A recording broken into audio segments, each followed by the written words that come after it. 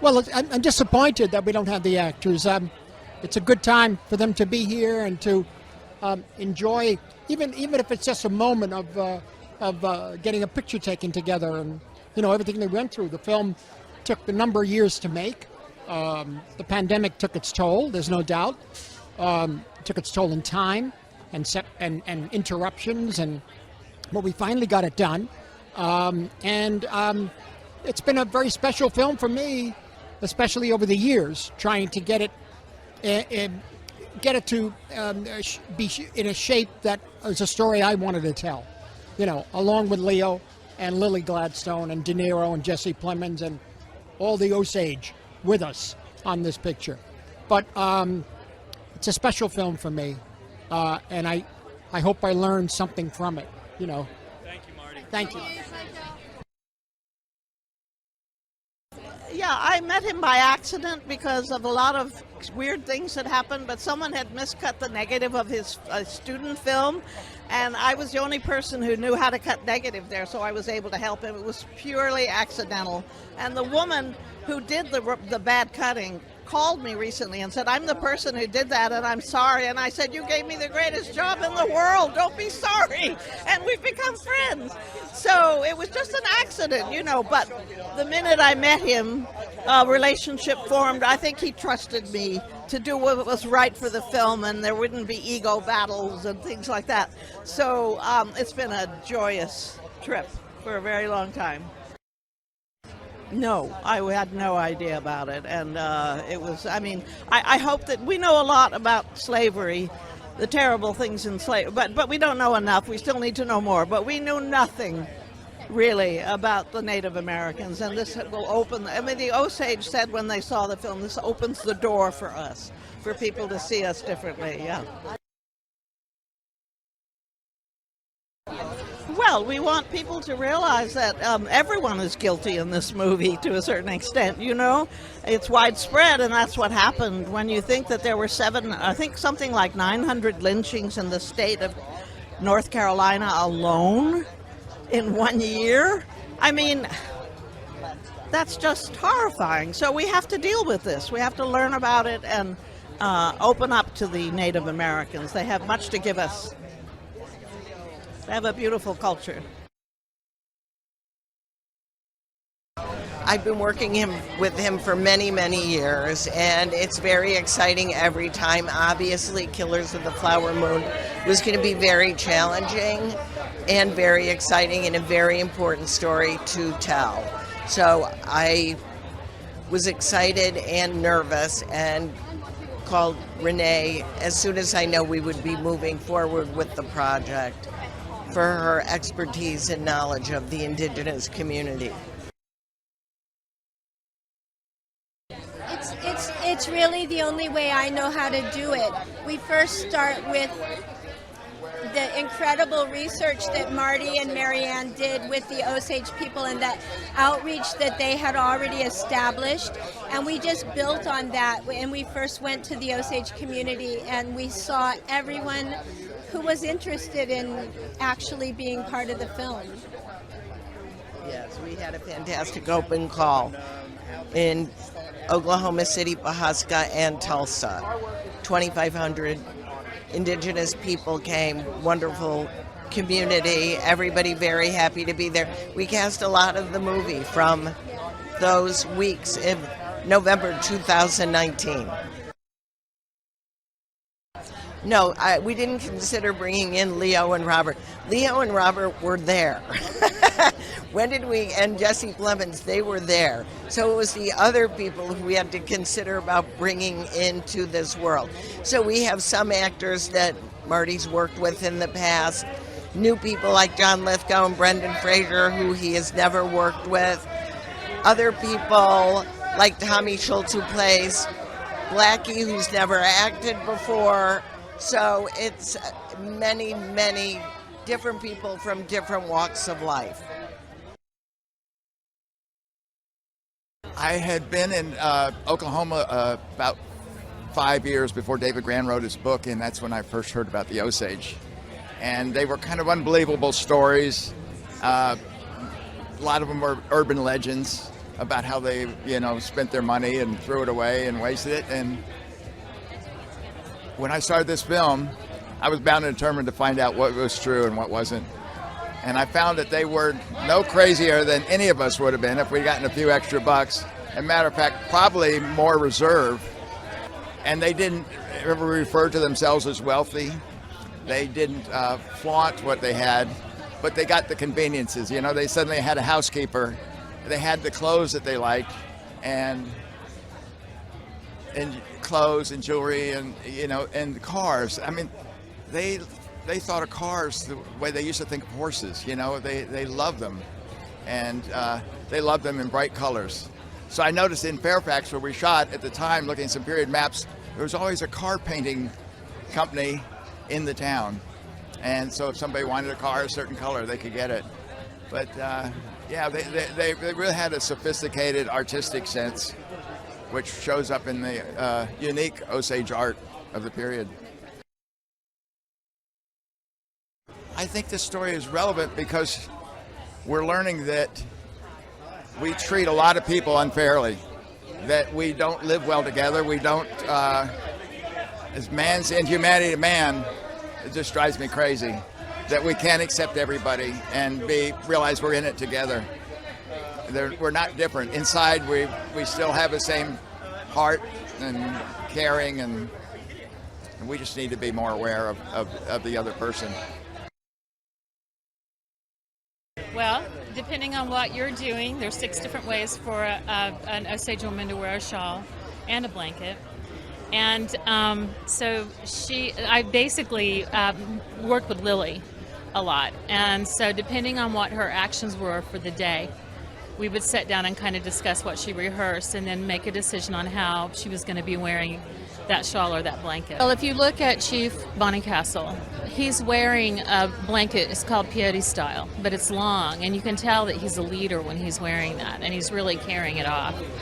And when you look at the holy man who does the blessing, he has a blanket around his waist, and it's rolled down, and so that's really his position, and typically they wear them that way. I didn't think I would ever be in the movie industry. This is my first project. So I was lucky enough to work with Jacqueline.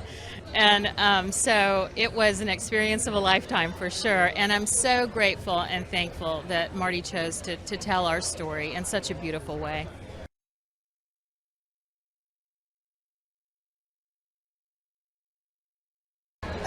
The whole every day was a unique experience.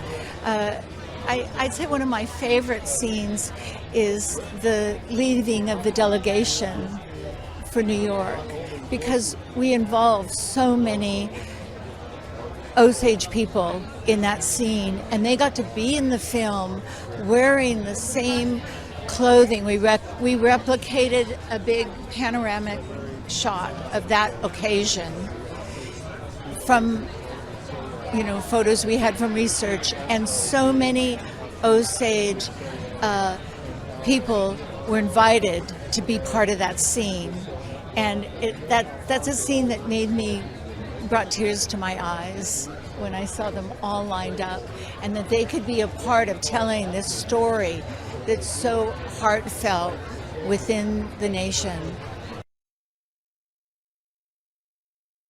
I think it was quite cathartic for a lot of people, because like Julie said, not only is this story not taught in school because the white America is embarrassed of what they allowed to happen and we're complicit in, but it's such an important story that his movies tend to be very cathartic, and he really got to the heart of the love and the betrayal that was inherent in this story. I'm one of the sound artists. I am the first part of the sound design. I capture all of the original performances as they're occurring on the day in each and every shot. It's a collaboration of my tools, the way a camera uses its tools to convey character, to invite the audience to believe in these characters, the journey they're on, and the environment they're in. In this film, it's very specific in terms of its dependence on sound for emotional content. Leo and Lily and Bob De Niro have all chosen signature voices that are intrinsic to the characters who they become, not their own voices, and it's very specialized. Leo's, I don't know if you know the film or not, but particularly Bob De Niro's use of the Osage language, which is this amazing, dignified kind of metaphor for the Osage as a culture and as a nation. De Niro's use of Osage in a fluent way is a tool of deceit for his liaison to the white community for the Osage, but in fact his leadership of the conspiracy to their destruction. It's an amazing, amazing set of contrasts, and I hope you enjoy the film because there's nothing like it out there. I've done 150 movies. I have been rewarded in many ways. This one is extremely special, authentic, and heartfelt by all the parties concerned. Marty put something together here that's fantastic. He's senior in years, but his vitality is timeless. And it was a privilege to be part of this just for that. We love to play with good players. We're like musicians. We're session players in our particular passion for our discipline, our instrument, if you will. But we have a conductor who's the best. We have a score, which is in this script, which is phenomenal. And then we have players both in front of and behind the camera. And for us, this is life at its max. This is living in your maximum potential. No, nothing better than that. The universality of it, how we can delude ourselves into rationalizing horrific behavior in the name of some other goal. This was a conspiracy not of one or two people, but of an entire community around another community. They had a sense of entitlement that drove them to genocide. And it's a metaphor for how humans behave. You know, it's an interesting thing. I learned something yesterday that's amazing. The Osage who had survived these events never spoke of it later. They didn't speak of it to each other, to their children, to their community. And it's exactly the same thing that happens with Holocaust survivors. They never spoke of it. They didn't. This is a kind of same event in a different box.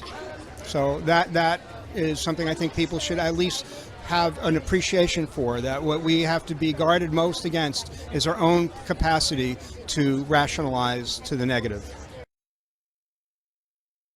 Well, I'm principal chief of the Osage Nation, and when David Gran was writing the book, he was spending a lot of time with us, years, and after he sold the movie rights, he called and told us that Imperative would take it from here, and we met with Imperative, and we were very concerned that someone else is going to tell our story without being our story.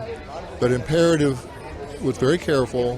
They didn't want to overpromise, but when they started saying this is a movie that the Osage will be proud of, and they're going to tell the story through the eyes of Molly, that really got us in a positive mood. And then Chad Renfro, who I had appointed as our ambassador to this world and the movie, said, Chief, Martin Scorsese, he'll be here in the morning. And so he came. First thing he said is, we're going to film here. And then my staff and I encouraged him and Marianne Bauer and everyone to work with our people on this whole process. And it's just been something we worked with for years, every day. And for 6 months, the filming was right there in Pawhuska, dirt streets, everything. What you see is not computer generated. I've been down watching them film. It's an amazing process. I've never seen anything like it.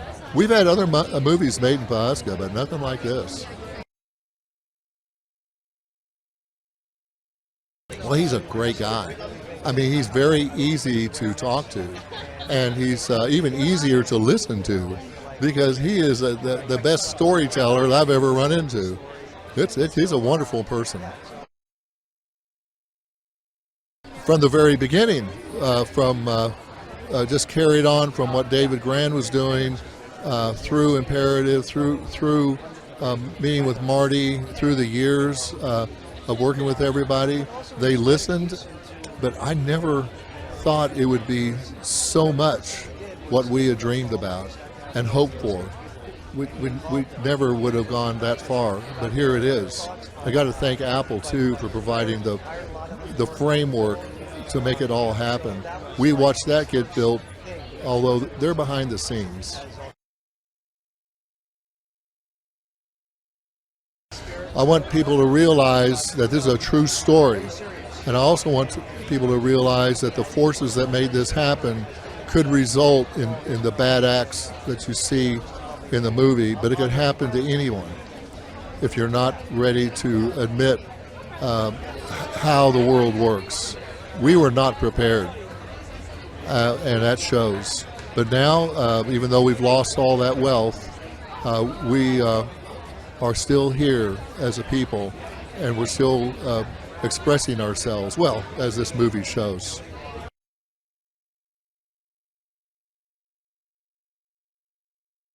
They were wonderful, all of them. Leo obviously is a pro. Bob, what more can you say about those two guys? I think the revelation was Lily. Marty and Leo found her, and she's, the soul of the film. And I thought that, so I'm so proud that she's in it and honored that she's in it. And also, I think all the actors. It was something that was near and dear to their heart. The Native American world was something that was really sort of important to them. We reached out, when we bought the book, my partner and I, Dan Freakin, bought the book, and they were like the first people we reached out. We reached out to Chief Standing Bear and just said that we wanted,